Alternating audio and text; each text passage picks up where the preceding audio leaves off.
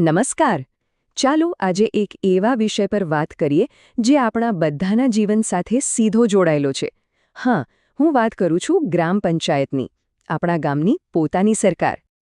ક્યારે વિચાર આવ્યો છે કે આપણા ગામની ગલીઓ કોણ બનાવે છે? ઘરે ઘરે પાણી કેવી રીતે પહોંચે છે? કે પછી આપણી સ્કૂલની દેખરેખ કોણ રાખે છે? આ બધા સવાલો છે ને, એનો જવાબ એક જ જગ્યાએ છુપાયેલો છે. અને જવાબ છે ને, એ એટલો જ સરળ અને એટલો જ જોરદાર છે. ગામનો વહીવટ ગામના પોતાના લોકો જ કરે છે. હા, બિલકુલ. આ જ તો ખરી લોકશાહી છે, આપણી પોતાની સ્થાનિક સરકાર. તો આ જે આખી વ્યવસ્થા છે એને આપણે શું કહીએ છીએ? એ છે ગ્રામ પંચાયત. ચાલો ને એને આપણા ગામની એક ટીમ તરીકે સમજીએ. એક એવી ટીમ જે આપણા બધા માટે, આપણા ગામના વિકાસ માટે કામ કરે છે. તો બરાબર, ગ્રામ પંચાયત એટલે શું? જુઓ, એકદમ સાદી ભાષામાં કહીએ તો એ આપણા જ લોકોની, આપણા દ્વારા જ ચૂંટાયેલી એક કમિટી છે. એમનું કામ શું? તો ગામના જે જાહેર કામો છે એને સંભાળવા અને આપણી જે પણ સમસ્યાઓ હોય એનું નિરાકરણ લાવવું. સાચું કહું તો એ સરકારનું એવું રૂપ છે જે આપણી સૌથી નજીક છે, આપણા ઘર આંગણે. સારું, તો આ ટીમમાં હોય કોણ કોણ? મુખ્યત્વે બે લોકો હોય છે. એક તો સરપંચ, જે આખી પંચાયતના વડા છે, એમ સમજો કે ટીમના કેપ્ટન. અને બીજા હોય છે વોર્ડના સભ્યો, જેઓ ગામના અલગ અલગ વિસ્તારો એટલે કે વોર્ડમાંથી આવે છે અને ત્યાંના લોકોનો અવાજ રજૂ કરે છે. ઓકે, તો ટીમ બની ગઈ. પણ આ ટીમ ખરેખર કામ શું કરે છે? ચાલો હવે એ જોઈએ કે પંચાયતના એવા કયા મુખ્ય કામો છે જેની અસર આપણા રોજના જીવન પર પડે છે. જુઓ, સૌથી પહેલું અને કદાચ સૌથી જરૂરી કામ એ છે ગામના દરેક ઘર સુધી ચોખ્ખું પીવાનું પાણી પહોંચાડવાનું. પાણી વગર તો જીવન જ શક્ય નથી, બરાબર ને? એટલે આ જે પાયાની સુવિધા છે એ પૂરી પાડવાની જવાબદારી સીધી પંચાયતની છે. પણ વાત ખાલી પાણી પર નથી અટકતી. ગામમાં અવરજવર માટે સારા પાક્કા રસ્તા બનાવવા અને ગામને સ્વચ્છ રાખવા માટે ગટર વ્યવસ્થા ઊભી કરવી અને એની દેખરેખ રાખવી, આ બધું પણ પંચાયતના જ મહત્વના કામોમાં આવે છે. ક્યારેક છે ને, નાની નાની વસ્તુઓ પણ મોટો ફરક પાડી દે છે. જેમ કે શેરીઓમાં સ્ટ્રીટ લાઇટ લગાવી. એનાથી શું થાય?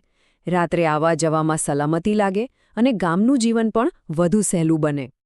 અને આ સિવાય ગામની જે સામુદાયિક મિલકતો છે, જેમ કે આપણી સ્કૂલ, બગીચાઓ કે બીજી કોઈ જાહેર જગ્યાઓ, એ બધી સારી હાલતમાં રહે એનું ધ્યાન રાખવાનું કામ પણ પંચાયત જ સંભાળે છે.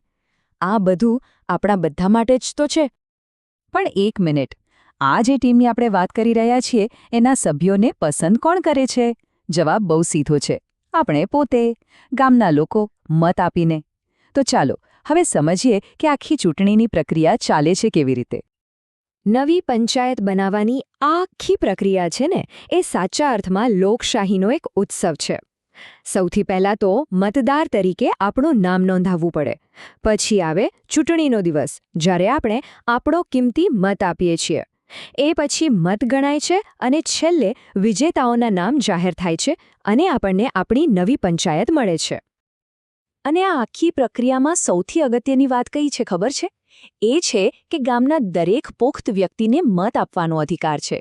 કોઈનો મત નાનો કે મોટો નથી, દરેકનો મત સરખો છે અને એટલો જ મહત્વનો છે. સારું, તો આપણે પંચાયત શું છે, એના કામ શું છે અને એ કેવી રીતે બને છે એ બધું સમજ્યા. પણ સવાલ એ છે કે આ બધું જાણવું આપણા માટે આટલું જરૂરી કેમ છે? આ ગ્રામ પંચાયતનું આટલું બધું મહત્વ શા માટે છે? અને એનો જવાબ આ રહ્યો. ગ્રામ પંચાયત એ આપણી, લોકોની સૌથી નજીકની સરકાર છે.